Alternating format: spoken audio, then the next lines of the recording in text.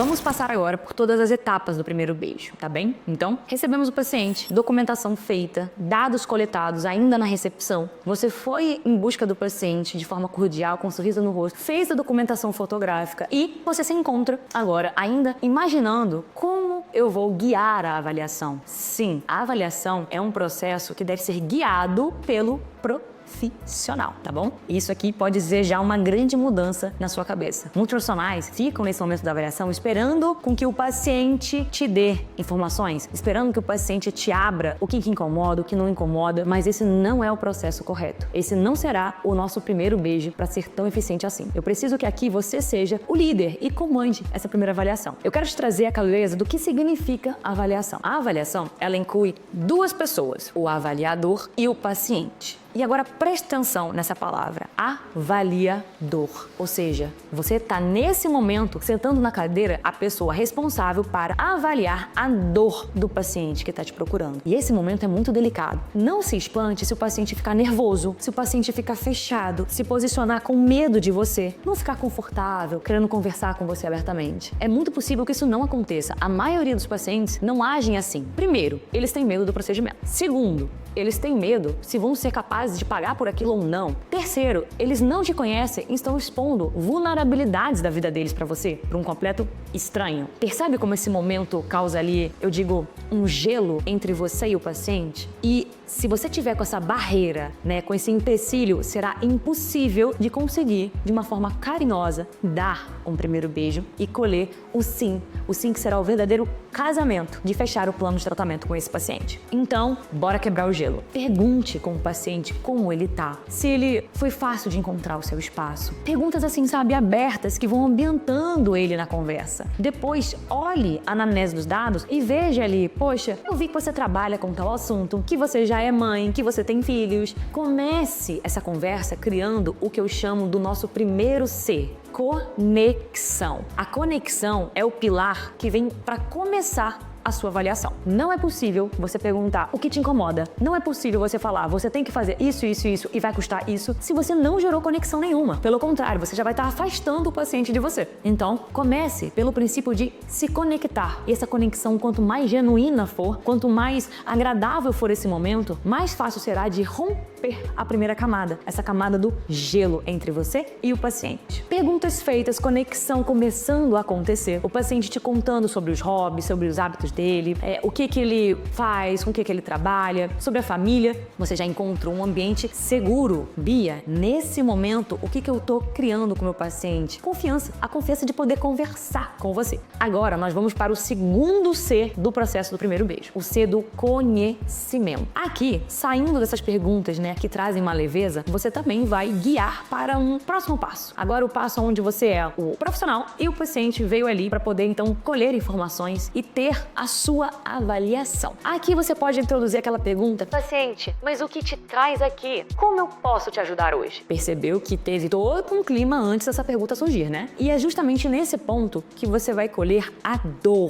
dor que fez com que ele te procurasse. Aqui você vai colher talvez a informação mais importante para a sequência de como você vai seguir essa avaliação. Atenção, eu friso muito para as minhas alunas para que vocês não sejam profissionais que sejam tiradoras de pedido. A maioria dos profissionais, principalmente quando a gente fala de profissionais, né, que não possuem o protocolo do primeiro beijo, que é o que você está tendo agora, ou profissionais que trabalham ali com franquias, eles não estão se importando em dar conhecimento para o paciente. Eles apenas querem saber o que você procura aqui, o que você quer melhorar, o que te incomoda. Pega essa informação, eu não gosto do meu lado, eu não gosto das linhas de expressão. Fala, pronto, você pediu Botox, toma Botox. Pronto, você quer preenchedor labial, tá aqui o valor, passa o tratamento e preenchedor labial. Não é para isso que serve essa consulta. Essa consulta é para ser uma análise, para você poder entregar o seu melhor e não para você apenas fazer as vontades do seu paciente. Então eu quero que você pegue essa pergunta e ela te norteie quanto à queixa principal e as dores que o seu paciente realmente possui e que fizeram com que ele te procurasse. Não se espante se a maioria dos pacientes te relatar queixas com linha de bigode chinês, olheiras, um lado tá ficando triste, um lado tá ficando murchinho, ou linhas de expressão. São muito comuns as dores que os pacientes vão nos trazendo nas avaliações. E aqui você vai expor o seu conhecimento. Agora é a hora de brilhar, subir subir no palco e mostrar com confiança todo o seu melhor conteúdo, o seu melhor conhecimento para que esse paciente se apaixone por você.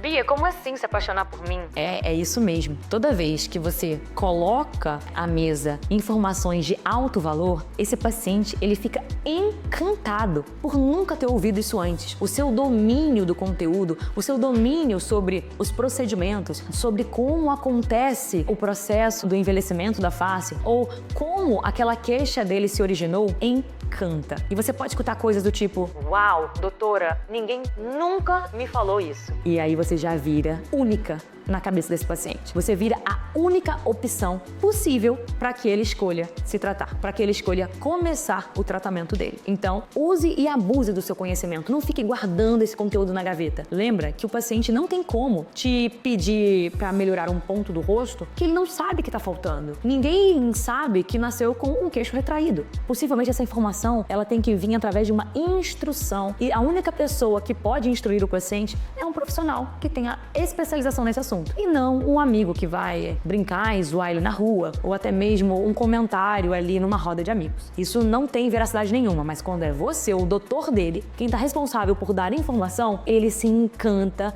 e começa a entender a importância de ter um doutor com a sua qualidade, com o seu conteúdo, com o seu conhecimento. E aí, esse elo do relacionamento está começando a se estreitar cada vez mais e o nível de confiança para que ele te escolha só está aumentando. Na sequência dessa aula, dessa explicação que você acabou de oferecer para o seu paciente, vem o uso inteligente do material de apoio. Lembra? Os dados. E aqui você pode expor, até mesmo se você trabalhar com um tablet na sua mesa, ou se você tiver, um conteúdo didático, como imagens de livros, ou até mesmo um manequim à amostra, para poder usar esse material de apoio para tornar o conteúdo que você está passando, a informação que você está passando, em algo tangível, em algo didático. Ou até mesmo fazer como o maior best-seller, o livro mais vendido do mundo, a Bíblia. Você usar de metáforas para explicar os processos técnicos que envolvem o tratamento. Gente, não tem nada mais poderoso do que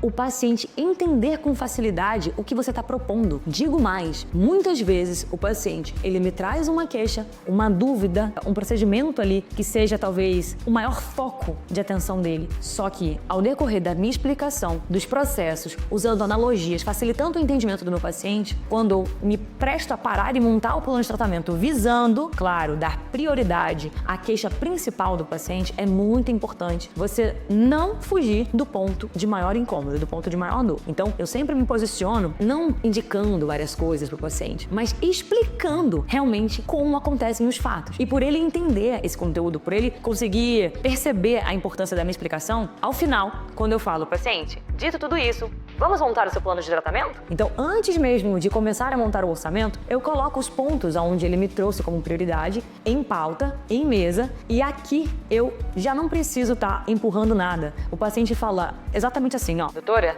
mas espera aí, a gente não pode planejar só isso. Você agora me explicou que também era importante eu trabalhar tal ponto com tal ponto, que talvez a sutileza de levar a ponta do meu nariz vai ser mais importante, para entregar beleza para o meu perfil. E aqui o paciente começa a ele mesmo entender a importância de realizar um tratamento mais completo e pedir por isso. E você não se sentir como alguém que está apenas empurrando um monte de informação para o paciente que ele não vê sentido nenhum. Eu digo para minhas alunas a seguinte frase: mais importante do que os sims, do que os pontos que você indica para o paciente, são os pontos que você não indica, são os nãos que você dá. Quando você posiciona o paciente, olha, eu quero que você entenda sobre a sua face, e isso eu concordo de fazer, e isso eu não concordo de fazer, ele não te vê como uma vendedora, ele não te vê como uma inimiga, alguém que está querendo forçar um orçamento que ele não está afim de fazer. Você sai dessa cadeira de forma leve, sutil, suave, você senta na cadeira de ser alguém que está ali para cuidar dele, para ser amiga dele e para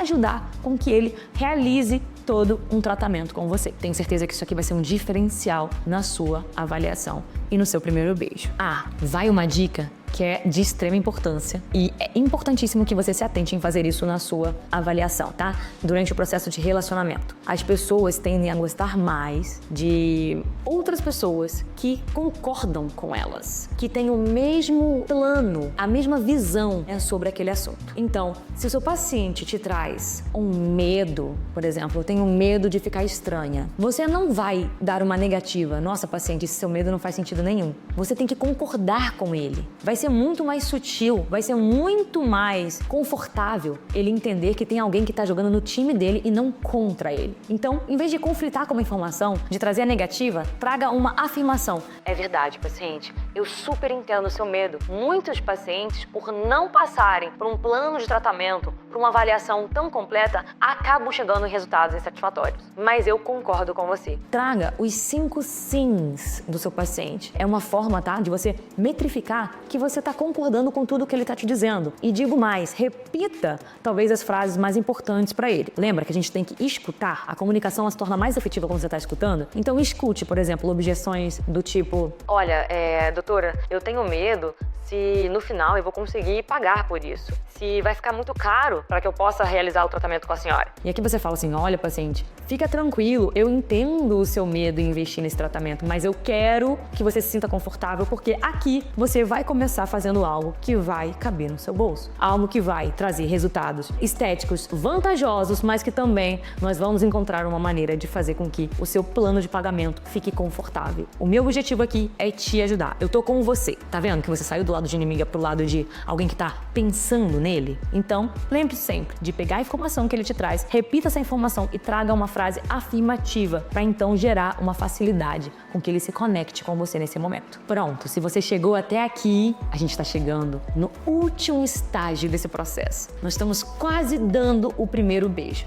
Eu diria que 90% do beijo já está quase que acontecendo. O que falta então? O paciente te fazer aquela pergunta: doutora, como vai ficar esse plano de pagamento? E aqui você só vai estar negociando as formas de pagar, dependendo da maneira como você trabalha na sua clínica, com cartão de crédito, parcelando, enfim, dividindo de 10, 12 vezes, fazendo uma entrada, para ele garantir ali o procedimento e parcelando o resto. São vários os formatos, tá? E aqui é realmente só um detalhe, porque ele já passou por um encantamento, ele já tem confiança, ele já se conectou com você, ele já tem confiança, ele já viu que você tem o conhecimento necessário para ser a melhor profissional que vai cuidar dele. Então, passado por esse processo de encantar do relacionamento, aqui vai ficar realmente esse acordo de formas de pagamento. E o que é importante você se atentar? Bia, eu dou desconto? Eu não dou desconto? Gente, evitem precisar de dar desconto. Mas como eu faço isso? Primeiro, alinhe a sua tabela de precificação para que você tenha o primeiro valor, na ponta da língua, que seja o valor que já conta com o parcelamento em 12 vezes, por exemplo, com as taxas da sua maquininha. Ou seja, você não precisa de ficar mexendo no valor. Agora, se o paciente te indaga: mas doutora, ficariam 12 parcelas de R$500, vamos supor aqui. Eu quero um desconto, doutora. Como é que você pode me ajudar para melhorar ainda mais esse valor? E aí você vai ter a margem de dizer: paciente, sem problemas, se 12 parcelas de R$500 ficou ainda não tão agradável no teu plano de pagamento, eu consigo te fazer à vista tal valor. Viu que você sim teve uma possibilidade de melhorar o valor, de melhorar a margem do preço do tratamento dele, porém sem se prejudicar com isso. É muito, muito importante você deixar esses números muito alinhados, porque em vez de estar se prejudicando, ai meu Deus, eu imaginei um valor, eu fiz a conta do meu estabelecimento, da minha precificação. Lembra que o valor do tratamento é o valor que possivelmente 30% a 40% daquele valor já é dos seus custos fixos. Então você não pode ficar mudando tanto assim. Você precisa ter o domínio de ter o valor já com margem de taxas, impostos, até mesmo dos seus custos, numa primeira opção, num parcelamento. E caso ele venha te perguntar sobre um possível desconto, você também já tenha com facilidade o valor, tirando essas taxas, esses taxinha de cartão, tudo isso, porém no modelo de à vista. E assim você vai poder não se prejudicar quando essa pergunta surgir. Combinado? Beijos, te vejo na próxima aula.